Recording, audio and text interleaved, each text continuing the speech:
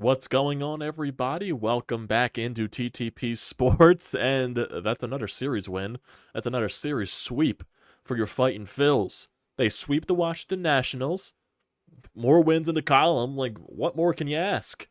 But, the first two games were close. They definitely were. They came down to the wire, came down to the nail, especially in game two, down to your final out. Kody Clemens up at the plate against Finnegan, and Kody Clemens comes up clutch. He delivers. He ties the game with a solo shot, and then Gregory Soto has a scoreless top of the 10th inning, which no one was expecting at all, and you win the game in the bottom of the 10th inning thanks to productive outs. JT moves over Rojas, who was on second base as the ghost runner, and then Bryce Harper brings him home with a sac fly. And then for, basically Friday's game, Zack Wheeler was really good. You manufactured some runs, and your bullpen shut it down from there. And then for today's game, Nola was solid. He did give up 2 home runs. He didn't give up that many hits. He walked one guy 3 times. He allowed 2 home runs. He went 7 innings in this game, only gave up 3 earned runs, so I'll take that any day from Nola. And then basically Seranthony Dominguez, he had some trouble in his inning, but he got out of it. Then Turnbull allowed a couple of runs in the 9th, but your offense absolutely exploded in the later stages of this game. Kody Clemens with 2 doubles in this game. Alec Bohm keeps driving in RBIs. Bryce Harper drives in RBIs. Nick Castellanos drives in some runs. So the offense was clicking on all cylinders in Sunday's finale, where the offense really wasn't doing that much the first 2 games. And you do got to give some credit to the Washington Nationals. They got some good pitching. They got a good starting rotation. They got some good arms there in the bullpen, but thankfully the Phillies are just that much better of a team. They have that much better at pitching. They have that much better of a lineup, way better of a lineup, and they sweep a team that they should beat. And, they won a series already yesterday in clutch fashion, and the sweep today was just basically the icing on the cake. And that was the most basically important thing right there. And you get an off day tomorrow before you play the Texas Rangers this week in Philadelphia, Tuesday to Thursday. So, hey, much needed off day tomorrow. Always helps. Get as many off days as you can get. And we run it from there, basically. This team just keeps winning. They just keep winning. They lose a game, they win 2 straight. They lose a game, they win 3 straight, 4 straight, 5 straight. This team keeps winning. It's what they're doing. It's what they're doing. I believe today was their, 34th win of the season? They're 34-14. They're 20 games above 500. Great stuff. Great stuff. Pitching is, clicking. The rotation, that is, and the bullpen. And the lineup, when you need the lineup to produce, the lineup will produce. And that's basically was the recipe of the first 2 games. Just keep yourselves involved, and the offense will eventually put some runs on the board. That was the recipe for Saturday's win. And, Bryson Stott ties the game with a home run. He also drove in an RBI on a force out. And then you get the Kody Clemens, clutch as ever.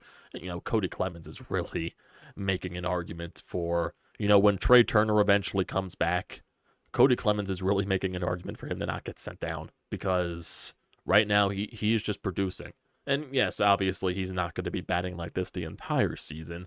And, he's not going to always be this clutch and hitting this many home runs and extra base hits. But, Kody Clemens had a very fantastic spring training. He was the odd guy out because he did have the options to be sent down to AAA.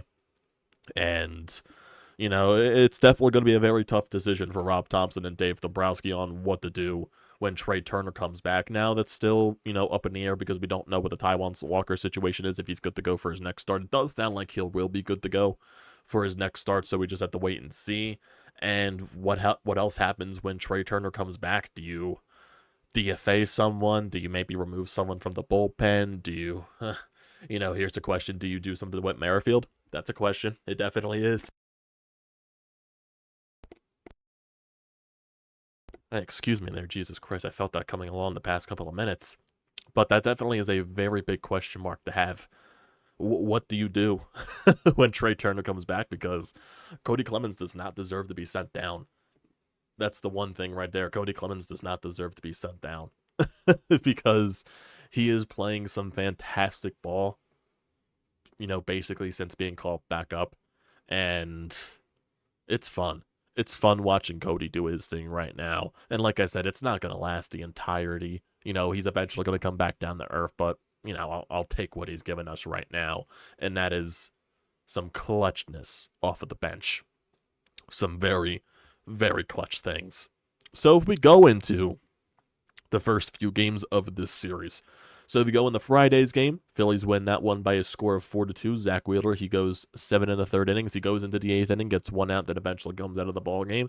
Hoffman and Alvarado do their job. They only throw 10 pitches each to get out of their respective innings. In terms of the run scoring in that game, Phillies got on the board first in the bottom of the first inning. Alec Bohm with a 2-out RBI double, which scored JT Realmuto, put the Phillies up 1-0. Phillies added a couple of more runs in the bottom of the second inning. Brandon Marsh and Edmundo Sosa led off the inning getting on base, and a force out by Rojas moved the runners over. Marsh scored on a wild pitch, and then Schwarber drove in a run with an RBI ground out. Made it a 3-1 game there. The Nationals, they scored in the top of the second off of an RBI double, but then the Phillies retook the lead. And then basically in the bottom of the third inning, the Phillies scored their last run thanks to a Brandon Marsh 2-out RBI double. Makes it 4-1 Phillies. Zack Wheeler continues to do his thing. He does allow a run in the top of the fifth with 2 outs on a Rosario double. Makes it 4-2, but that basically is it from there. The Phillies, the offense definitely went quiet in the last stages of the game. They went a lot of 1-2-3s, but the pitching did their job. So basically, bottom of the fifth inning, 1-2-3 inning. Top of the sixth, 1-2-3. Bottom of the sixth, 1-2-3. Top of the seventh, 1-2-3. Bottom of the seventh, 1-2-3. Top of the eighth, Wheeler gets the 1 out. Then Alvarado gets the next 2 outs. So basically a 1-2-3 inning. 1-2-3 inning for the Phillies in the bottom of the eighth. And then basically after a 1-out double by Joey Gallo in the ninth, basically retired the side there for Jeff Hoffman to close out the game and get the save. That's also some very good stuff right there. I apologize. My cat just opened up my door and he came into my room. So that means he is hungry. So basically after this stream is over, I'm going to be feeding the cats because no one else is around to feed them. So, but hey, if you look at the lineup right now for Friday's game, Phillies, Kyle Schwarber, he went 0 for 4 with an RBI, the RBI ground out. JT went 1 for 4. Bryce went 0 for 4. Alec Bohm 1 for 4 with an RBI. Bryson Stott 1 for 3.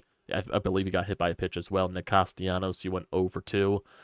Brandon Marsh 1 for 2 with a walk and an RBI. Edmundo Sosa 1 for 3. And then Johan Rojas 0 for 3. Phillies went 1 for 5 with runners in scoring position. Zack Wheeler, 7 in the third innings, 3 hits, 2 earned runs, 3 walks, 6 strikeouts, did some very good stuff here. Like I said, I expected Zack Wheeler to bounce back from his start against the Miami Marlins. He definitely did that tenfold, and he pitched really good on Friday, and that resulted in a 4-2 Phillies win on Friday. If we go to yesterday's ball game, it was crazy stuff. I was there. So Phillies win 4-3. Christopher Sanchez, he went 7 innings in this ball game. He definitely got into some trouble, basically. He allowed base runners in every inning, but he managed to get out of those situations. So good on Christopher Sanchez to do that. As my cat just jumped onto the desk, he is probably going to make an appearance on the stream right now. What are you doing, Gizmo? Why? Giz, do you have to do this right now? Really? Do you have to do this? Come here. Come here. Come here, buddy. Come on. Come on. What are you doing? No, do not sniff that. Please don't. Please stop. I know you're hungry. I will feed you eventually. I will feed you eventually. He's a stingy little boy. Right, Giz? Right, Gizmo? Nope, he's camera shy. He does not want to appear on the camera. And he looks like he's probably going to jump on my TV stand. I believe that what he's trying to do, unless he's going to jump off. I have no idea, but as we, yep, he just jumped onto my TV stand because that's what Gizmo does. Ay. Jesus Christ, Gizmo. Can you not do that? Little buddy? Little buddy, can you not be you right now? Little goof. Little goof. Gizmo. Giz.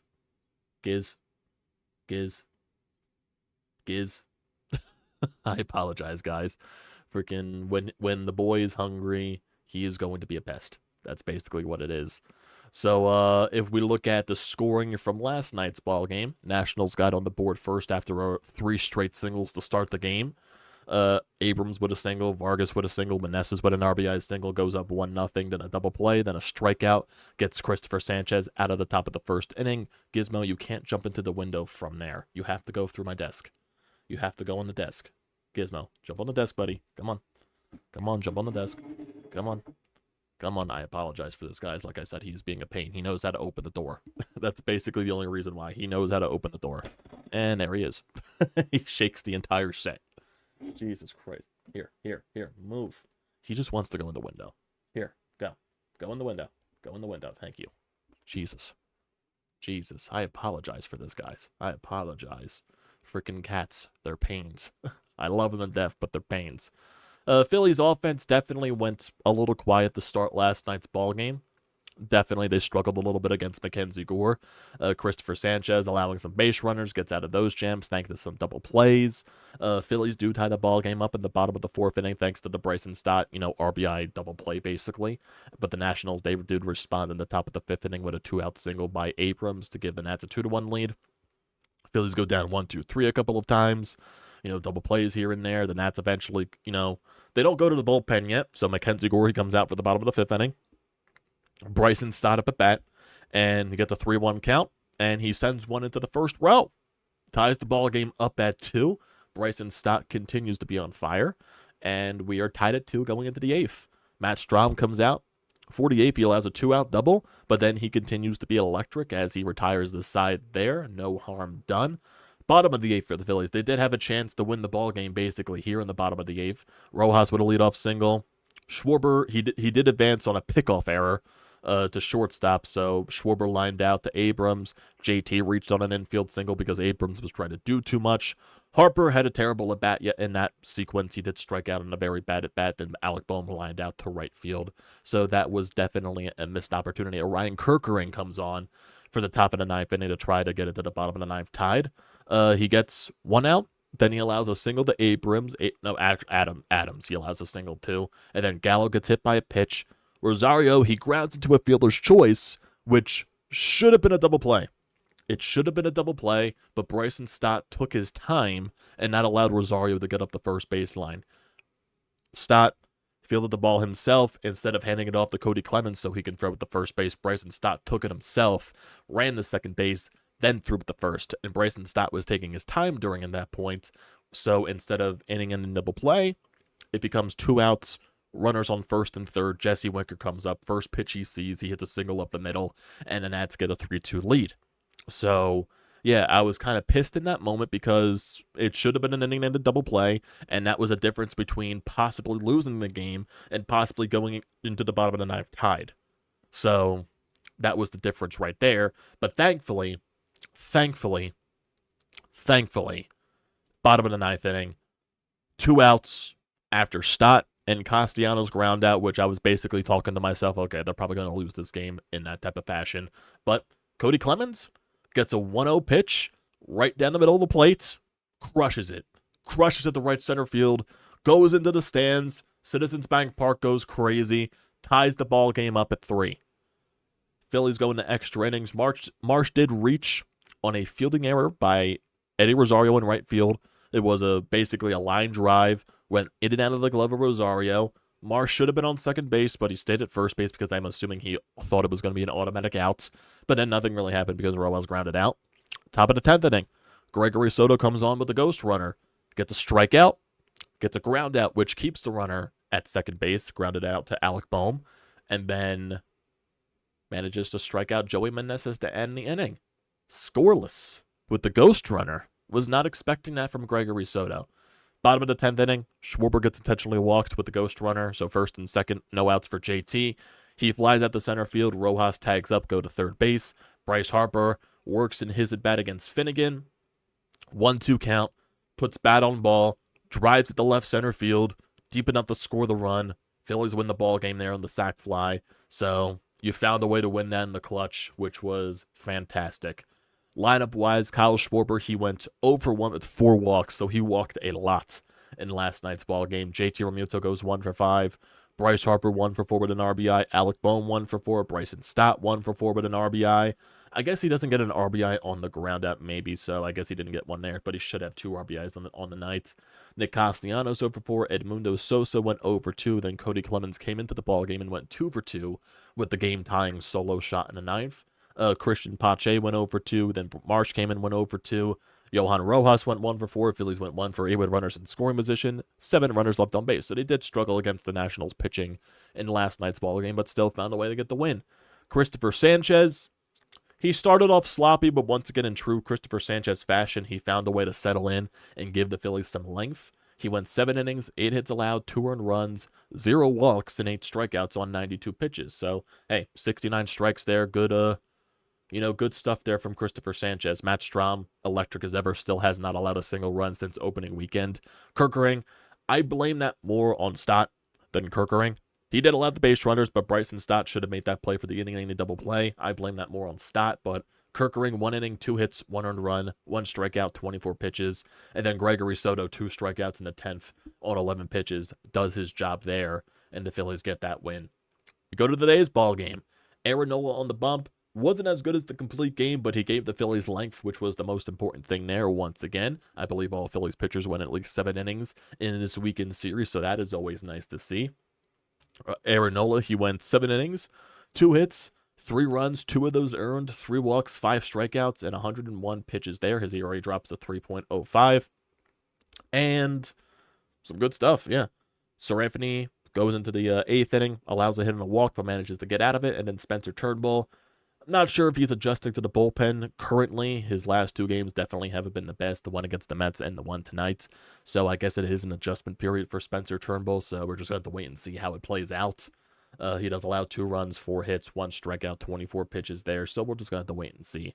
But if we look throughout this entire ball game, Phillies do get on the board first in the bottom of the 2nd inning. Kody Clemens with a double, and then Nick Castellanos drives him home with an RBI single. Makes it 1-0 Phillies. Phillies make it 2-0 on an Alec Bohm sacrifice fly. They get 2 singles by Stott and Harper. Stott goes to 3rd on the Harper single, then Bohm drives him home. Nationals tie the ball game up in the top of the 4th inning. Vargas reaches in on first base off of a mistake by Bryce Harper, where he probably should have let Kody Clemens field the ball and then throw it to Aaron Nola. Bryce Harper takes it himself, maybe overplays it a little bit, and then he kind of misthrew it to Aaron Nola at first base, which allowed the runner to be safe. And then Rosario somehow hit that home run to tie the ball game up. I have no idea how he hit that pitch. It was very yay inside. I have no idea how he was able to drive that ball out. So the ball game is tied. And then top of the 5th, Jesse Winker hits a solo shot, puts the Nats up 3-2. Phillies then respond in the bottom of the 5th inning, and they responded. They did. Kyle Schwarber walks. Then the Nationals go to the bullpen. Bryson Stott walks. Harper singles, loads the bases up. Alec Bohm with a sacrifice fly ties the ball game up. Nats go to the bullpen once again, bringing in a lefty to face Kody Clemens. Double with 2 strikes, scores 2 runs. Great stuff from Kody Clemens. And then Nick Castellanos with an RBI single. Drives in another run, makes it 6-3. So great stuff there by the Phillies. Get a 6-3 lead, and then at that point I knew they were winning the ball game. It was just a matter of when. Bottom of the 6th inning, Phillies tack on to the lead once again. They get a couple of base runners on after Rojas and Schwarber get on base. Stott grounds out, which allows the runners to move to 2nd and 3rd, and then Bryce Harper hits a double, first pitch, drives in a couple of runs, makes it 8-3. Then, in the bottom of the 8th inning, Phillies continue to add on to the lead. Leadoff walks by Rojas and Schwarber, and then Alec Bohm, 3-run shot, absolutely murdered this ball. That ball was hit at a stratosphere. The pimp job by Alec Bohm. Fantastic stuff. I believe he's over 40 RBIs so far on the season. He's on pace for like 130-plus RBIs, so a little thing to note there for Mr. Alec Bohm. Phillies go up 11-3, and then, Spencer Turnbull allows those runs in the 9th inning. Phillies win 11-5. Looking at the lineup for today's ball game, Kyle Schwarber, he goes 0-2, 3 runs scored, and 3 walks. So he walked 4 times yesterday, I believe it was, and then he walked 7 times in the past couple of games. So he is getting on base. He definitely has Bryson Stott in the 2-hole, goes 1-2. Bryce Harper 3-5 with 2 RBIs. Alec Bohm 1-3 with 2 sac flies and a 3-run shot. So we had 5 RBIs on the day. Kody Clemens 2-5 with 2 RBIs. Nick Castellanos, he was 3-4 with 2 RBIs. So this is the Nick Castellanos game before he goes quiet again. Brandon Marsh was 1-3 with a walk. Garrett Stubbs 0-2. And then Johan Rojas 1-3. Phillies went 6-14 with runners in scoring position. Phillies keep winning, man. They keep winning. 20 games above 500.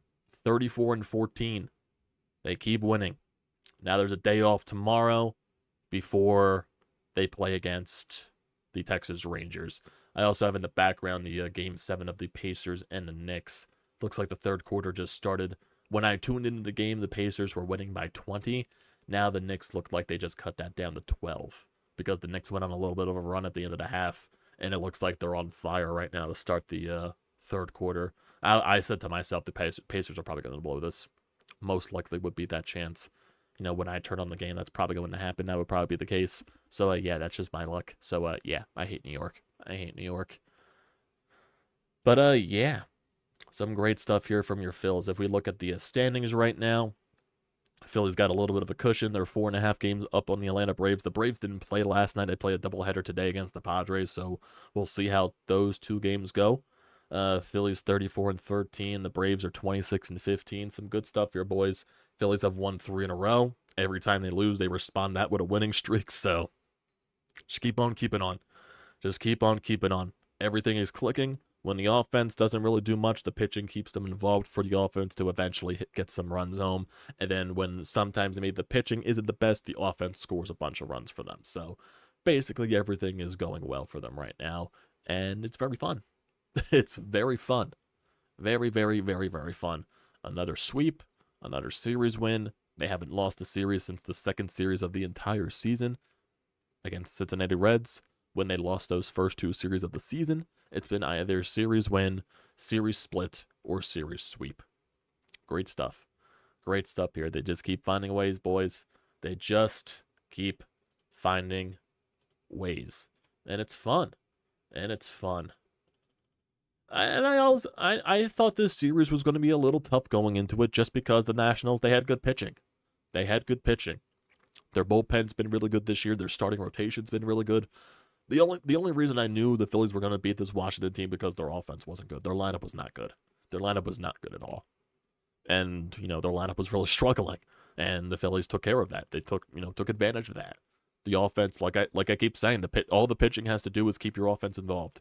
When the offense is having a quiet game, just keep them involved. Whether that's, keeping the game tied, whether that's, 1 run or a 2-run deficit, just keep your team involved. And then eventually the offense will probably have a spark in them to drive some runs home. And eventually that'll be a difference in the ball game. And that's exactly what the pitching has been doing. It's been fantastic. It's been absolutely fantastic. Cannot complain. If you're finding ways to complain about this, you need to think about your life. In my honest opinion, you need to think about your life. Just my opinion. Just my opinion on all that. Just is. I don't think there's anything else in regards to post-game stuff in terms of Rob Thompson. I don't think there is. Not that I've seen. So, yeah. Keep looking at the schedule upcoming, basically, for the Phils. So, they have a day off tomorrow, obviously. And then they'll play 3 games against the Texas Rangers, reigning World Series champions. It'll be Rangers Suarez against, looks like that is John Gray. He is 2-1 with a 2.08 ERA. Then it'll be Taijuan Walker going up against Andrew Heaney. He is 0-5 with a 4.43 ERA. And then on Thursday, it'll be Zack Wheeler going up against Jose Urena. He's a relief pitcher, so I'm assuming that is going to be, it looks like he's been stretched out into a starter. So we'll see what happens there. Jose Urena, I'm not expecting much from him. And then the Phillies, after this 3-game series against Texas, they go on the West Coast until Memorial Day. They play the Rockies, and then they play the Giants before they come back home once again. So great stuff here. Great stuff. Jesus. Goddamn sneezes. Yeah, it looks like the Pacers are now only leading by 11, and they just got blocked once again, so the refs are keeping their whistles quiet. Let's see what the Knicks are doing. They put up a 3, and DiVincenzo hits it. Yeah, the Pacers were obviously going to blow this one. Just what's going to happen. Just what was going to happen. Let's see, can they put anything? No, but that is out of bounds. That should be, no, looks like it's going to be Pacers ball, I think. I shouldn't be doing commentating on that game. I'm trying not to focus on it. So, we do have a voicemail here on the End of Time Hotline. We might as well go to that. We got Sean here. Let's see what Sean has to say. Taking care of business. The train keeps rolling down the tracks, whatever you want to call it. I mean, I love the sweep. I mean, we had that series in Miami where you felt like we should have swept them and let it slip away. This one we got. And, fitting it ended on a boom bomb because he crushed that ball. Great performance by the Phillies. I mean, if they can stay healthy, they're going to be scary. They're going to be there till the end. I keep looking at this team and I keep saying, the starting pitching is excellent every night, it seems. And Dombrowski's going to add to that bullpen. The kid from Oakland's name has popped up a lot. If they could somehow land a Mason Miller, look out. But, everybody on down from Schwarber getting walks to Harper to Bohm to guys like Edmundo, Sosa, Kody Clemens. I won't say Garrett Stubbs as far as swinging the bat, but at least the way he's handling the pitching staff. I mean, you're getting contributions from everybody. They have a confidence. They have a bit of a swag the way they're going about their business. And if the team makes a mistake against them, the Phillies are making them pay for it. Great job. Yeah, this team has a chip on their shoulder, right? They're playing with a huge chip on their shoulder. They knew what happened last year against the Diamondbacks shouldn't have happened. They shouldn't have choked that game 6 and 7 at Citizens Bank Park against the Diamondbacks. The Diamondbacks were not that good of a team, and their record right now is showing that, especially for the Diamondbacks this year. That was a series that the Phillies should have won. They should have went to the World Series to play against the Texas Rangers. That would have been a much better World Series performance than what, Rangers sweeping Arizona. That would have been a much better World Series with the Phillies than the Texas. And I feel like the Phillies were able to hold up against Texas. They just choked. And that's the bottom line. And they have a chip on their shoulder saying, we're not letting that fucking happen again. We're going to get back there. We're going to get the job done. We're going to go to the World Series, and we're going to fucking win a World Series. That's the goal for this year. I'm sure they have that somewhere plastered in the clubhouse. Like the reminder of last year, the pain they felt last year after having it in their hands and letting it slip. They felt that pain. And now they have a job to do. And they're damn well trying to get that job done and just right now running through the league. It's from the pitching to the offense. Right now, everything is clicking. This is the best team in baseball right now. It just is. They're the best team in baseball right now. And yes, they're playing easy teams on their schedule. Granted, there's not that many good teams in baseball. There really just isn't. There are very few teams that are in the position that the Phillies are. You could really just put the Dodgers and maybe the Braves there. Probably the Braves there. There's really not that many teams in that position where the Phillies are. And the Phillies, right now, they're one of the best teams in baseball, and they're taking care of business literally every series they're playing. Yeah, granted, they're playing against below 500 teams. You can't help that. The good teams take care of business against the teams that they're supposed to beat. That's the bottom line. That is the bottom line. Take care of business, and that's what you're doing. And you're getting contributions from everywhere. It's fun stuff, man. It's fun stuff. Just keep winning your games. Just keep finding ways to win your games. Now, yeah, it'll be a tough series against the Texas Rangers. They're an above 500 opponent, I believe, if I'm not mistaken. And, yeah, they got some good pitching. They got good guys in their lineup. So, yeah, they're the reigning World Series champions. It's going to be a tough matchup. No, 100%. They're 24-24, so they're not above 500. They're exactly 500. So, yeah, we'll see. They're 3-7 in their last 10, so maybe we're catching Texas at the right time. So, we'll wait and see what happens. In terms of the Braves, are they playing today, or are they doing something here? Did the Braves play earlier? I'm trying to see. I don't think they played. Do they play a doubleheader today? I'm not entirely sure. Do they play a doubleheader today? No, it does not look like it. Does not look like it at all. Don't think they are. Okay, they're playing a doubleheader on Monday, it looks like. Okay, yeah, they're playing a doubleheader on Monday. So, okay, it was one of those 4-game series from Friday to Monday, so they put the doubleheader on Monday, so that makes sense. That makes sense. Interesting there. But yeah, good stuff here, man. Great stuff. Great stuff.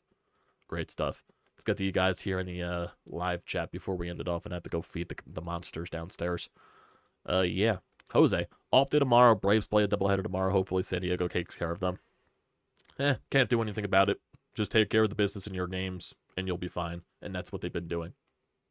Julian, forget the Phillies. The Mad Russian is coming too. Many rumors for weeks for this not happening. Oh, don't worry, Julian. I think tomorrow we'll have some Flyers talk, because we all woke up to some juicy stuff surrounding Matvei Michkov. We might have to do something tomorrow in regards of that, because it does sound like he's coming over, and it's some good stuff here. So definitely stay tuned for that tomorrow.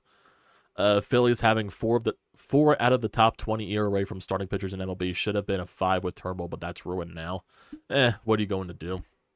I feel like he was always going to be the odd man out when Walker came back. That was just the thing. I didn't agree with him going to the bullpen just because I thought, it was too, why ruin a good thing?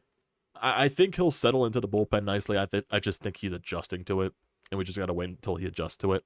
That's basically it there. We lacked some on defense. We measure up with the offense and the bat heating up. I think our defense is way better than what it's showcasing.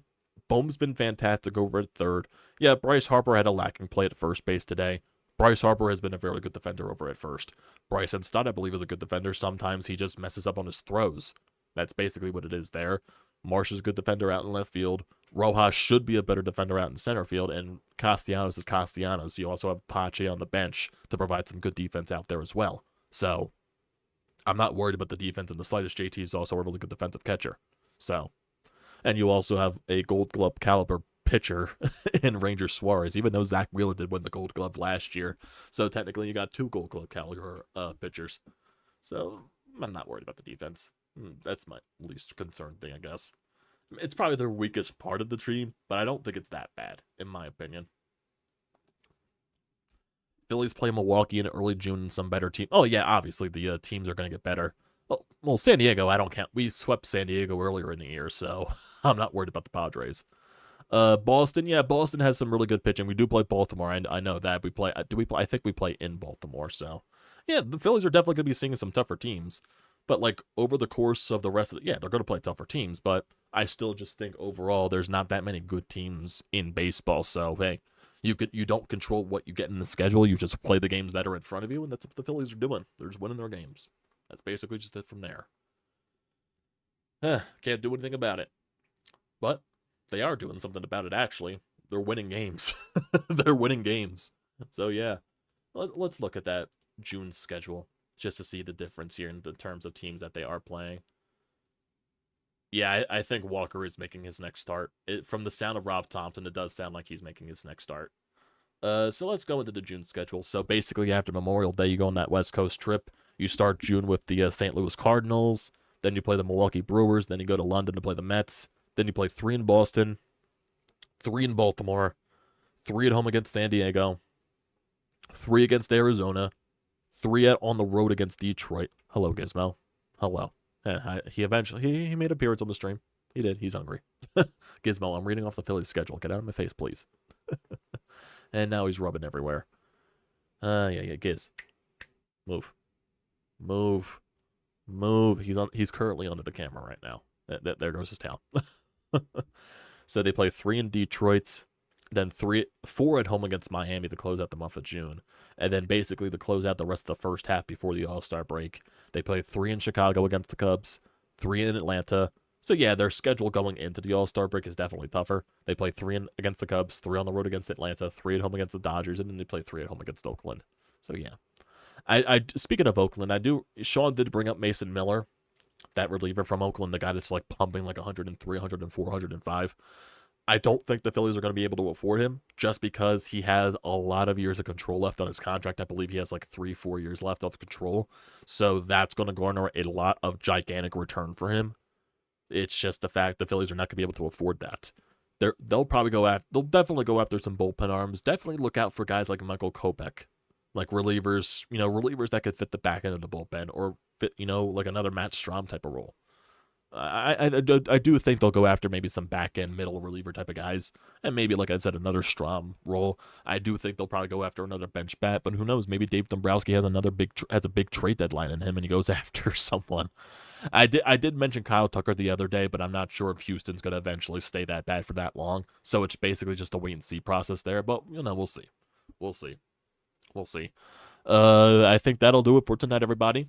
I do appreciate you all tuning in when you decide to. So thankfully, Phillies swept the Washington Nationals. Some great stuff there. And yeah, tomorrow definitely look out for the Flyers I think I think we'll do a night stream for that. So definitely stay tuned for that to talk about the juicy details about Matvey Michkov. And yeah, just definitely stay tuned for that. You'll see it pop up in your subscription feed. So yeah, don't forget to leave a comment in the comment section for this video. Don't forget to drop a like. Don't forget to hit that subscribe button. Does me a great deal of stuff with the YouTube algorithm. Blanked on it for a little bit there. And also use the code TTPSPORTS, $20 off your first purchase at SEATGEEK. Great deal. Do not pass it up. Thank you guys for joining.